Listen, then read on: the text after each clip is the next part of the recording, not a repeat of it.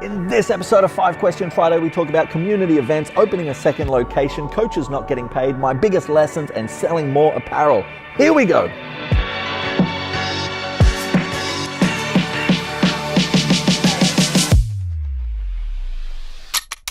Hey guys, Ty from the Affiliate Solution. Welcome to another episode of 5 Question Friday, my favorite episode of the week, where you guys ask questions, I have a go at answering them, and we've got some doozies this week, so let's get straight into it. First question is from Diego in Mexico, and Diego asks, how do I get my members more involved in community events? Awesome question, Diego, and a very important question. We all understand that community matters a lot, right? But we kind of just let it happen. We want to let it happen organically. The problem with that is when you're a small box, 30, 50, 60 members, organically, it kind of works out pretty well, right? People hang out with each other and it all just kind of flows. But as we start to get bigger, 100, 120, 150, 200, naturally, it's just human nature, these groups start to break off and you get these little cliques of like-minded people that hang out with people like them, but those cliques kind of start to fragment the community, and we see this time and time again. And it's completely natural, but just because it's natural doesn't mean it's good.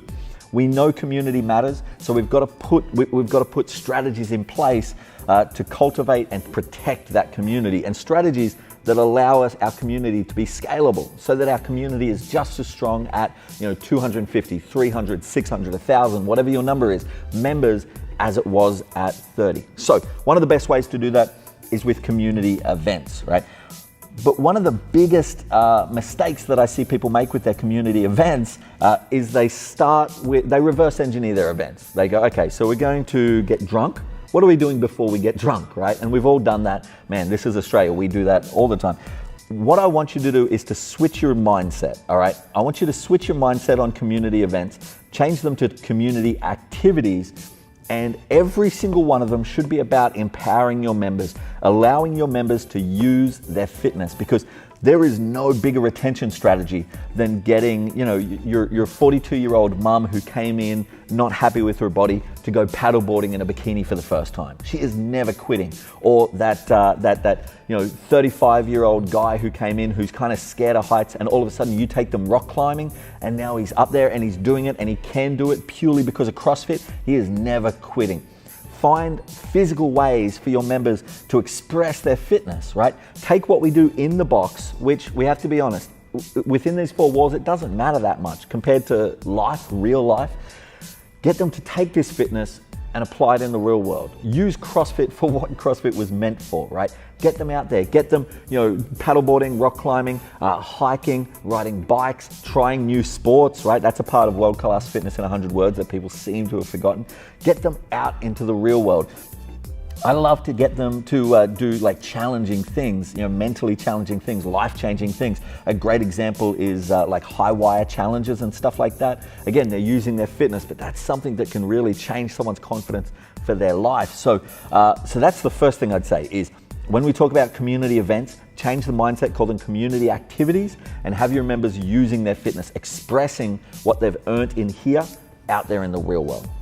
The second thing we do is we've got to mix it up, both in terms of the activities, but also in terms of the cost. Quite often, if we're doing stuff like this and it's $20 this month, next month it's $40, next month it's $15, that can be a lot for people. So what I recommend is we do one of these every month, and we alternate it between free and low cost. So free might be we're going to go hike that mountain this month. Low cost might be we're going to go paddleboarding. Free might be a beach wad. Low cost might be rock climbing or trying a new sport, right? Alternate between those two and do it monthly, because consistency matters here, right? I'd rather do 12 of these events that were kind of smallish type events, but got people involved, and they were well spread out enough and different types of events that everyone wanted to get involved. I'd rather do that than do like 3 big things, like a Christmas party, an awards night. Like that stuff's cool, but I'd much rather have consistency, and don't expect all of your members to turn up all of the time, all right? Remember, CrossFit is a part of their life. It's not their life entirely, not like yours or mine, right? So we have to respect that. So don't expect them to turn up to everything. Alternate it, switch it out so that there's enough random things in there that are going to get them to use their fitness, that they might come to 3 or 4 a year. Cool? So I hope that helps, Diego. Awesome question. Community matters, but we've got to manually cultivate it. We've got to put the effort in for it. Next question is from Vincenzo in France. And Vincenzo asks, should I expand my box or open a second location? Really good question. Do we go bigger? Do we split up and open a new box on the other side of town? This is something we see all the time. And my question is probably neither. All right. We're going to start with neither. Don't expand. Don't open a second box. Most of the time when we investigate a little bit further with boxes that are in this position, that are asking this question, what we see is that they haven't yet reached their potential capacity. That usually they're not even close. They're sitting at like 40%, maybe 50%. If you're at the point where every class is chock full, not just your morning classes and your evening classes, right? Because there's a lot of hours in the day. Just because you got 4 classes a day that are chock full doesn't mean your timetable is chock full. If your classes from end to end are full, are at capacity, overflowing, waiting lists, and your timetable is open at 5 a.m., close at 10 p.m. or whatever works in your area, and classes on the hour every hour, if that is the case and that is still not enough for you, you don't have enough members or enough revenue, you need more, then we can talk about expanding or opening a second box. But for most boxes, you've got 5 or 6 classes a day, a couple of them are full, and you're saying, oh wow, we need to expand. No, you've got like 10 hours a day that are either there's no classes or there's underperforming classes. Focus on those, all right? If let's say your 5 p.m. class is full, it's at capacity, don't get stressed out. You've won that class. The goal was to fill that class, right? The goal from day one, I'm gonna open a class and one day I'll fill it. Cool, you filled it. Move on, right? You did what you wanted to do. Don't get stressed out and try and ruin the rest of your timetable or the rest of your box, or let more people in or whatever. Move on, right? There's other timetables. It's 2018. The 9 to 5 is dead. People work at all sorts of hours. You can absolutely fill out a 10 a.m. or a 1 p.m. or a 10 p.m. or any of those other weird time slots. You can absolutely fill that time slot out. It's just going to be a bit of work, and that's what people are scared of, right? Your early morning and your evening classes are pretty easy to fill, right? They'll kind of fill themselves, and that's nice. But when it comes time to start to fill out some of the kind of weirder time slots, that's when people go, oh no, you can't fill that time slot. Well, if you sit on your ass with your hands in your pockets, yeah, you're never going to fill it. But if you get out and you identify, okay, what kind of people could come to this class? Where do I find those people? How do I attract them? How do I appeal to them? How can I market to them? How can I get a few of them in who can get a few of them in? Once you start to put a bit of fucking effort into it, it's actually not that hard to fill out your timetable. So my first question, my first kind of point of call when we look at boxes like this that want to expand or open a second location is, have you hit capacity or near capacity, honest capacity, at your current location? And the answer 9.9 times out of 10 is no. So that's what we work on first. Let's say the answer was yes. We cannot physically fit any more people in this box. All of our classes are full. We have a full timetable and we're spilling over at the seams. What do? Do we open a second location? Do we open 2 spots? Do we expand our current location? That usually comes down to operational capacity that is kind of outside of your hands. There's a lot of things we look at with operational capacity, things like systems and staffing, that kind of stuff. But the number one thing we look at, believe it or not, is parking. All right. You might be able, let's say you have access to the unit next door. You can knock that wall down, double your size. Awesome. But doubling, the only reason to expand, by the way, is if you're going to run multiple classes. Just running a bigger class doesn't do shit except for water down your product, lower your value, and piss people off. All right. We say it every single time. So the only reason to expand is if you want to run multiple classes side by side. A good way to do this is one class starts on the hour, the next one starts on the half hour, right? So you've got a really diverse timetable then. But the biggest thing that gets in the way is parking, right? You now need double the parking. And chances are for most boxes out there, you already don't have enough parking, right? You're already getting in trouble from your neighbors for taking up their car spots. So getting double of what you need is quite difficult. So expanding, you might see the opportunity to knock down the wall or get another unit, or to go into another spot that's going to give you a bigger box. But quite often you might have double the space, but you won't necessarily have double the car parks. And it seems like a small thing, but it can be a real kick in the ass as you grow. It can cause a lot of growing pains. And I've seen plenty of boxers that have done this and then had to downsize again or move again in 3 months because it just got too much for them. So that's a big consideration there. Opening a second location. Opening multiple locations only makes sense if that's the only way for you to hit your goal, for your dream, for those who've been to the seminar, your page 7 life, right? If you're at the point where you've got this amazing box and you're full and you've got all of this timetabled classes in and you know you've hit potential capacity and you're still not where you need to be, I'd be more inclined to look at your prices and your overheads, right? Look at where are you losing that profit margin, because you should be killing it. You should be rolling in it, right? So that'd be my first step. But let's say for whatever reason you want to buy private jets and private islands, so that's not enough. You want to open a second location. Cool. When you do it, you need to run it as one business with 2 locations. What I mean by that is one set of systems, both places run identical, one general manager, one virtual assistant. Like keep the branding exactly the same, right? The only reason having 2 boxes makes sense is if you can share costs, right? So you can now have a full-time general manager because instead of giving your general manager 20 hours for one box, you can give them 40 hours for both boxes, which means you'll probably be able to get a cheaper hourly rate, so you save money there.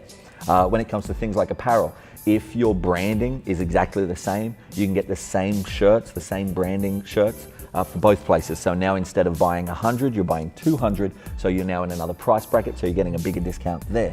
The economy of scale only works if everything works the same. So if you are going to do multiple boxes, please don't do, CrossFit ABC and we'll call this one CrossFit XYZ. Right? You're losing a lot of the benefit of having multiple boxes that way.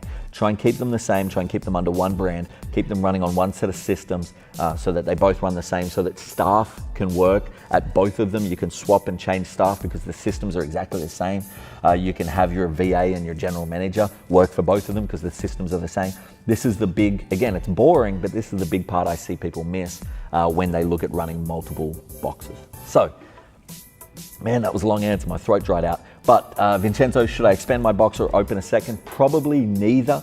Look at whether you've hit potential capacity in your current box, because chances are opening a second box or expanding your location is actually just a welcome distraction to take you away from the shit you really need to work on.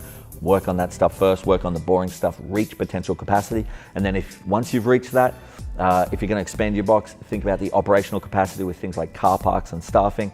And if you're going to open a second location, think about the economy of scale and being able to make it more profitable that way. Hope that helps. All right, next one, Anonymous from the USA. And thank you very much to this person for sending this message. It was a long message, but the crux of it was this. I'm a coach who's not getting paid.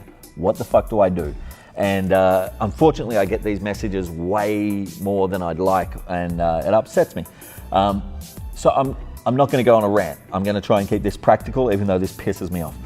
What do you do? Well, firstly, take responsibility and ask yourself, are you communicating, right? If you're a coach and you're not getting paid, have you had the discussion, all right? A lot of coaches, I'm not getting paid this. Well, have you talked to the owner about this? No, they wouldn't understand. Well, they probably would. You've just got to actually get the balls and talk to them. What's happening is you're scared of confrontation. Probably the same reason why the owner hasn't talked to you about it. They're scared of confrontation. So sit down with the owner and say, hey, I feel like I'm at a point as a coach where I'm worth, I'm a professional coach. I'm worth something. I bring the business some sort of value. And as much as I do love this and it is my passion, I do need to get rewarded for that passion. I've got to live a life. I've got kids, I've got a wife, I've got a girlfriend, I've got a husband, I've got a house to pay for, whatever. Is it possible for us to talk about me starting to get paid, being on a wage? All right, that's the first step, is talk to them, because quite often just this lack of communication, this fear of uncomfortable conversations is what gets us first, okay? Now, if you've had that discussion and the owner, oh man, I wish I could pay you, but it's just not really in the budget right now. Meanwhile, that owner's got 4 new Airdynes and they've just spent a whole bunch of money and time on building those fucking handstand walk, ramp and stairs and all sorts of other stuff.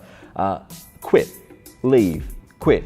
All right, if your owner isn't willing to pay you, quit. And for all the owners out there who are watching this who aren't paying their coaches, you heard exactly right. I'm telling your coaches to quit, to leave you, to go and work for the competition if the competition is willing to pay them. Because it is never okay to not pay your coaches, ever. If you can't afford coaches, guess what? You can't afford coaches. You don't get coaches, you coach every class yourself. If you suck at business and can't make enough money to pay your coaches, that's not your coach's fault, okay? Pay your fucking coaches. But first, coaches, talk to the owners, make sure you express that you think you're worth something and that you need to get paid. And then if they can't pay you, then it might be time to respectfully say, okay, cool, I get that, but I do need to look after myself and my family, so I'm gonna start looking for jobs elsewhere. And who knows, maybe that might be enough to push the owner to go, oh, okay, magically we found some more money. Who knows, maybe not. But either way, regardless, on this and on a million other subjects, communicate, guys, talk to each other, especially if there's a taboo subject or an uncomfortable subject, all right? Get comfortable being uncomfortable. It'll change your fucking life. All right, quick break. Seminars coming up. We've got a bunch of seminars coming up. We have Malmo in Sweden on the 14th of June. We have Frankfurt in Germany on the 16th and 17th. We have Milan, Italy on the 21st of June, London on the 23rd and the 24th, an advanced seminar in Netherlands on the 26th. And we're about to announce it today. By the time this video is out, it should be announced. Chicago on the 11th and 12th of August. And then Los Angeles on the 18th and 19th of August, and maybe a few other US seminars. We'll see. Awesome. Next question. Let's get into it. Danielle from the US asks, what's the biggest thing you've learned from the affiliate seminars? Okay, so we've taught a lot of seminars. I'm not sure how many it is. It's 40 something or low 50s in a lot of countries. I think it's like 20 something countries maybe. I don't know, I can't keep track. But I know we've had over 60 countries worth of affiliates come to us. It's been crazy, and that's been awesome. The biggest standout thing, and people, any of you guys who've been to my seminars have seen this, within the first half of the first day, you start to look around and realize, shit, we're all going through the same things, all right? It doesn't matter whether I'm doing a seminar in Australia or the US or Germany or Mexico or the Philippines. You're all experiencing the same problem, right? You're all struggling with pricing. You're all struggling to develop coaches. You're all struggling to convince people that CrossFit is worth it and that it won't kill them. You're all struggling with managing your own time. You're all struggling with how to best pay your coaches. Like everywhere I go, honestly, when I'm teaching seminars, it's a challenge for me to not finish people's questions for them and be rude, because I know what the question is and I know what the answer is, because we've seen it again and again and again and again, to the point where when someone does bring up a unique challenge, which is really rare, like the only time it's really happened in the last year was maybe once in Mexico a couple of weeks ago, and then once in Africa early this year. There was 1 or 2 unique issues, but not many. But when they come up, I actually get excited because I go, oh, here's something new. But the truth is you're not unique. You're not unique.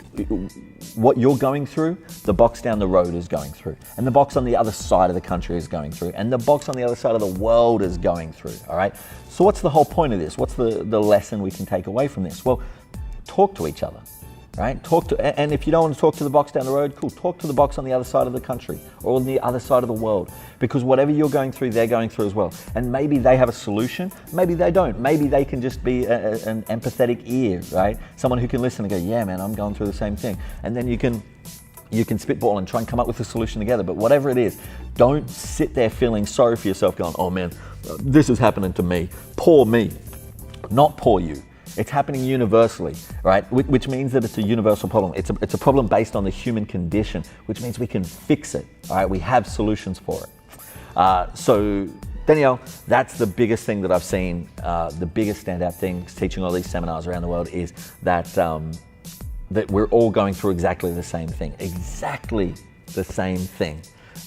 which means that we can support each other, we can talk to each other, and we can not feel alone. Quite often being a business owner is a very lonely thing. You feel like, oh, I'm the only person with this responsibility. It's all happening to me. Woe is me. Not woe is you. Woe is all of us. All right, so you don't have to feel alone with that kind of stuff. Awesome question, thank you. Last question from Stephanie in Germany, and Stephanie asks, how do I sell more apparel? Awesome question, Stephanie. When you set it up well, when you put in the effort and find a good supplier of shirts and a good printer and actually put in a bit of effort to this, your shirts can by far be the biggest margin product in your pro shop, all right? Your apparel in general, but I'm just gonna stick to shirts for the first part of this. Now, if you just go out and go, oh, who can print shirts? And a company goes, me. There's a good chance that you're gonna be paying, $15 or $20 for your shirts and you're selling them for $25, $30 maybe, right? That's not a great margin. But if you put the effort in and find the supplier and work with the supplier and try to find some competitive pricing, and then you find a printer and you work with them and you do things like understanding that they don't like doing small lots. If you send them 20 or 50 shirts, it's annoying and they're gonna charge through the teeth. So maybe you save up and you wait till you can get 200 or 300 shirts done, all right? Your costs are gonna be way lower, your profits go way higher. If you understand that single color, single location shirts, something like this, right? It's a single color, single location, and it has the same effect, right? This shirt isn't any more valuable to one of my members if it has, 4 colors here and something on the back, right? They're not gonna pay any more for that shirt. It's not more valuable to them. But we all know that that's gonna cost double, triple, quadruple, and all of a sudden my profits are gone, right? So focus on high quantities, focus on single color, single location, and you've got to think about this when you're designing or when you're having someone design it. Is that going to work well as a single color, single location? If it's a light print on a dark shirt, it's got to be kind of see-throughy like this. Otherwise, if I wanted like bright blue on a dark shirt, I'd actually have to put a white down and then a blue, and they would charge me for 2 screen setups and two colors, right? So just be smart about this kind of stuff, all right? Understand the process, understand how to work the game, and look at the suppliers and try and work the suppliers off each other. Work hard, don't just accept the first bid that you get. Work hard to get a better price. So that's my first thing, just on the practicalities of ordering shirts or any apparel, really. Secondly, get your design game together, all right? I'm sick of, again, I travel the world. I see boxes everywhere. I see shirts. I get given shirts and I'm super appreciative for them. But 9 times out of 10, it's the box name and that's it, right? Their logo and that's it. Maybe their logo in blue and that's it, right? People want to wear shirts that they enjoy, that has some design. This Spear shirt, all right, from Tony Blauer's company. This isn't their logo necessarily. This is a cool design. That's why I want to wear it. So have a look at what you do. Have a look at the kind of clothing, the apparel companies that your members wear in their normal life. Look at the designs, whether it's a surf brand or a skate brand or whatever they wear. Look at those designs and then find a good designer who can turn that style into something for your box, all right? Go into Upwork and find a designer that can do something cool so that you're not just, oh, we have our logo and then we have our logo in pink and then in blue. That people are gonna get bored very quick. So get your designs together and then put your designs into collections, all right? 4 collections, seasons. Now you sound like a real fashion brand, right? And we're gonna do 3 pieces each season. We're gonna do a men's, a women's, and a unisex. All right, so a good example would be during summer, you might do a men's singlet, a women's singlet, and then a unisex hat. During winter, you might do a men's shirt, a women's shirt, and a unisex jumper. All right, that kind of stuff. But again, mix up the design. Make every season, your members should be going, yes, I'm in. Now this can take a lot of your time, right? If you try and do it every season. So play the smart game, find a good designer, and design all of these at the start of the year. So everything is done. By the end of January, the whole year's apparel is done. You're ready to go. Cool? So that would be my advice. Number 1, work on the margins for your apparel. Number 2, work on the designs and design something that people think, would someone want to wear this out, to dinner or socially on the weekend, right? Design something nice, or hire someone that can design something nice. And number 3, do quarterly releases. So every 3 months, release a new release of 3 items, men's, women's, and unisex. Bonus tip, stay away from technical apparel. Stay away from shorts, stay away from crop tops, stay away from anything that is sold by Lululemon. Stay away from that because it gets very, very tricky. People are very picky. Shorts as an example, shorts are notoriously just hard to get good quality, and when you do get good quality, sometimes they can fall apart, and it's a real pain in the ass, and the margins are quite thin on them, especially compared to shirts. The amount of time in versus the actual return on investment is quite small. And for women's stuff, women are really picky with what they want to wear, and rightly so, okay? Especially when it comes to tops, right? With singlets or crop tops or any of that kind of stuff. And same with tights, all right? They want something that's gonna fit them, and every woman's gonna be different, what she likes and her body and everything. Let Lululemon, let those technical companies, Nike and Reebok, let them deal with the technical apparel. That's their specialty. You just deal with outerwear, right? T-shirts, jumpers, hats, that kind of stuff, singlets. Keep it simple. That's where the margins are, and it's a hell of a lot easier to organize. All right, there we go, guys. So how do we get more members involved in community events? You use your fitness and you alternate every month between a low cost and a free event. Should I open a box or should I expand my box or open a second location? Probably neither. Reach your potential capacity. But if you are gonna go bigger or open a second box, make sure you think hard about the little things. I'm a coach who's not getting paid. What should I do? Talk to your owner or leave if you've already talked to them and they're not gonna pay you. Seminars. Biggest thing I've learned, we're all the same. We're all going through the same shit. So stop feeling sorry for yourself. Reach out and talk to somebody. Now, how do I sell more apparel? Get better profits, get better designs, and do quarterly releases. Woo, that was good fun. I hope that helps, guys. If you've got any other questions, please either drop a comment below, send us a message if you'd like it to be anonymous. It was really hard to scrape these questions out. I need questions. Give me your questions. I need them. But besides that, guys, thank you so much. I hope you all have a wonderful weekend. You fucking deserved it. I love you all. Mwah. I'll see you next week. Goodbye.